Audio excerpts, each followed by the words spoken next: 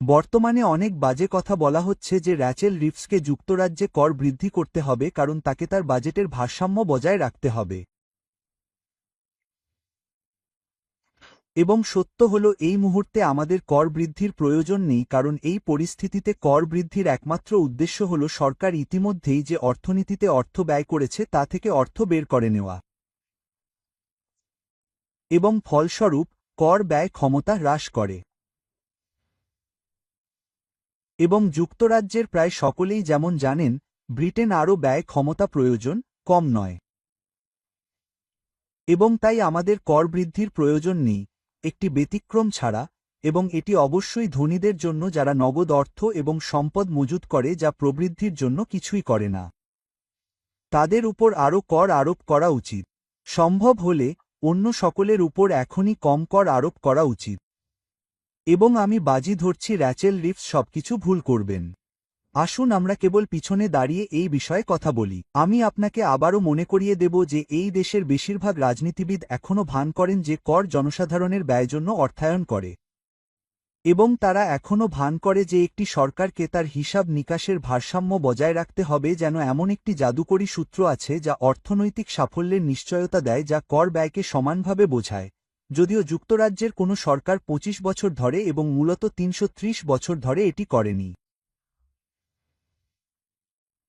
বাস্তবতা হল এই সবই অর্থহীন, কারণ সত্যিকার অর্থে ব্যয় সর্বদা করের আগে আসে। এবং এটি সেই সময় থেকে সত্য যখন রাজারা তাদের সোনা অর্থনীতিতে ব্যয় করতেন সৈন্যদের তাদের পক্ষে লড়াই করার জন্য প্ররোচিত করার জন্য, এবং তারপরে সেই একই লোকদের উপর কর আরোপ করতেন যারা সেই সৈন্যদের কাছ থেকে সোনা পেয়েছিলেন, যারা রাষ্ট্রীয় কোষাগারে সেই সোনা পূরণ করার জন্য এটি ব্যয় করেছিলেন। আবারও, অবশ্যই ব্যবস্থাটি এখন সোনার ভিত্তিতে কাজ করে না, এবং কর ব্যবস্থার মধ্যে মুদ্রার কোনো গুরুত্ব নেই, তবে বাস্তবতা হল সরকারি ব্যয়কে প্রথমে আসতে হবে, না হলে আমাদের কর দেওয়ার জন্য প্রয়োজনীয় নগদ অর্থ থাকবে না। এবং এটি অর্থনৈতিক ব্যবস্থাপনার পুরো চক্রের একটি অংশ যা সরকারকে গ্রহণ করতে হবে, যা দুর্ভাগ্যবশত যুক্তরাজ্যের কোষাগার বা কোনো অর্থমন্ত্রী কখনো বুঝতে পারেননি। তদুপরি তাদের কেউই বুঝতে পারছেন না যে অর্থনীতিতে আকার বা মূল্যের কোনো সুস্থ সংগঠন নেই যা তার নগদ প্রবাহকে ভারসাম্যপূর্ণ করতে চায়, যা তারা তাদের একমাত্র অগ্রাধিকার বলে মনে করে।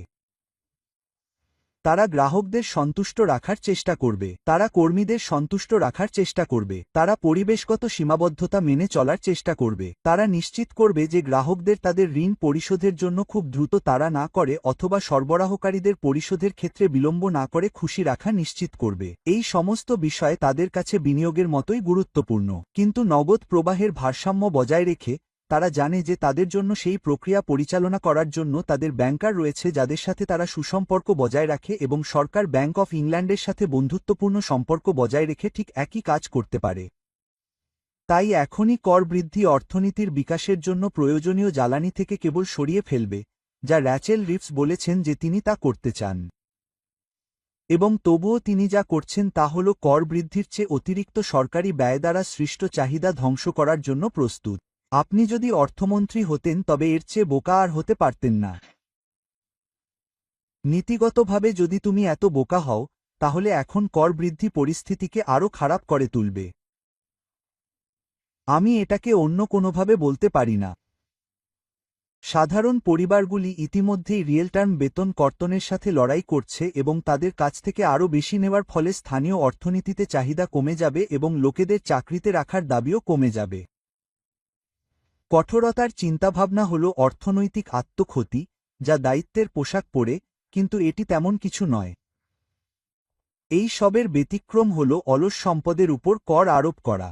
অলস সম্পদের উপর কর আরোপ করা প্রয়োজন, আংশিকভাবে কারণ যুক্তরাজ্যে বৈষম্যের পরিমাণ উল্লেখযোগ্যভাবে বৃদ্ধি পাচ্ছে, এবং এর কারণ হল অর্থনীতিতে প্রকৃত আয়ের মুদ্রাস্ফীতি না থাকলেও সম্পদের মূল্য মুদ্রাস্ফীতি হয়েছে, এবং ধনী ব্যক্তিরা যে সম্পদকে একপাশে রেখেছিলেন তা হল অর্থনীতির মধ্যে অলস ক্ষমতা।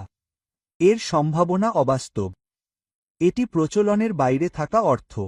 এটি সুযোগ হারিয়ে গেছে। এটি এমন অর্থ যা স্থির। এটি অংশগ্রহণ থেকে প্রত্যাহার করা অর্থ। এটা যেন ধনী ব্যক্তিরা চায় না যে আমরা তাদের টাকা তাদের হাতে তুলে দিই কারণ আমরা এর থেকে উপকৃত হতে পারি, এমনকি যদি কাকতালীয়ভাবে তারাও লাভবান হয়, যা আসলে তারা করবে। তাই যেহেতু তারা তাদের অর্থ জনসাধারণের উদ্দেশ্যে ব্যবহার করতে অস্বীকার করে, যা তাদের করা উচিত, তাই প্রয়োজনে বলপ্রয়োগ করে তাদের জন্য এটি করা একটি ন্যায্য কর ব্যবস্থার উপর নির্ভর করে। অবশ্যই একটি কর ব্যবস্থার মধ্যে সেই হুমকি নিহিত রয়েছে। একটি ন্যায্য কর ব্যবস্থা অলস সম্পদকে উৎপাদনশীল ব্যবহারে পুনর্ব্যবহার করবে। এটি বিনিয়োগ তৈরি করবে। এটি মানুষের জন্য উপার্জন এবং কাজ করার নতুন সুযোগ তৈরি করবে। এবং এটি আরও বেশি জনসেবা প্রদান করবে। এবং এই সকলের পরিণতি হবে যে অর্থনীতিতে আরও সুস্থ ধনী ব্যক্তি থাকবে যারা ফলস্বরূপ আরও বেশি ব্যয় করবে এবং অর্থনীতিতে আরও মূল্য তৈরি করবে, যার ফলস্বরূপ ধনী ব্যক্তিরা আরও ধনী হয়ে উঠবে কারণ তাদের মালিকানাধীন কোম্পানিগুলি সুবিধা দেখতে পাবে। কিন্তু তারা তা বোঝে না। তাই ফলাফল হল যে আমাদের কর্মক্ষম মানুষের কাছ থেকে অর্থ নিষ্কাশন করার বিষয়ে কথা বলার দরকার নেই, যা র্যাচেল রিভস করতে চলেছেন। আমরা যদি অর্থনীতির উন্নতি করতে চাই, তাহলে আমাদের সেই সব লোকদের সাথে শক্তি ব্যয় করতে হবে। পরিবর্তে কর ব্যবহার করা উচিত বৈষম্য কমাতে, চাহিদা দমন করার জন্য নয়। এবং অলস ধনীদের তাদের শেয়ার পরিশোধ করতে বাধ্য করতে হবে যাতে অন্য সবাই উন্নতি করতে পারে। এভাবেই আমরা ভবিষ্যতের জন্য অর্থায়ন করি। এভাবেই আমরা আশা পুনর্নির্মাণ করি। র্যাচেল রিভসকে এটাই করতে হবে। এবং আমি ভয় পাচ্ছি, এটি প্রায় নিশ্চিত যে তিনি তা করবেন না।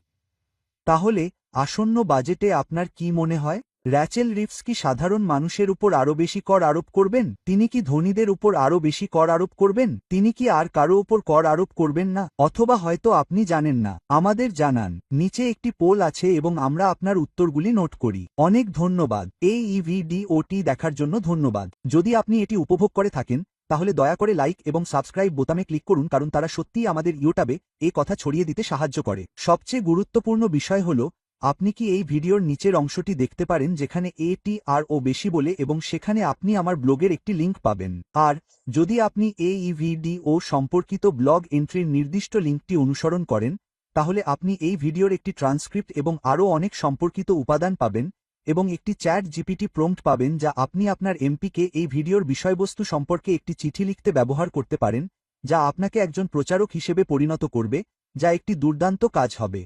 পরিশেষে, আপনি যদি আমাদের কাজের প্রশংসা করেন, তাহলে কি আপনি আমাদের অনুদান দেওয়ার কথা ভাবতে পারেন? যদি আপনি তা করতে চান, তাহলে নিচে একটি লিঙ্ক আছে, অথবা আপনি আমার ব্লগে একটি লিঙ্ক খুঁজে পেতে পারেন যেখানে একটি কফি বোতাম রয়েছে যেখানে লেখা আছে, দয়া করে আমাকে একটি কফি কিনে দিন। অনেক ধন্যবাদ এবং আমরা শীঘ্রই